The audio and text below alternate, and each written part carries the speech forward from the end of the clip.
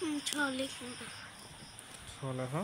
ছ তো এই যে এইভাবে দিবা, চোর মতোই তো এরম করে দিয়ে, বুঝছো? ছ লিখো না, তুমি ছ লিখো। না ছ লেখো, ছ লেখো। তুমি ছ লিখো। তুমি লেখো, তুমি তোমাকে দিয়ে ভিডিও বানাইতেছে।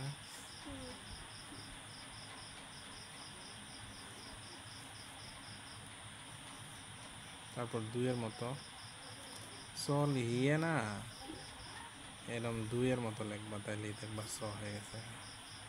হ্যাঁ,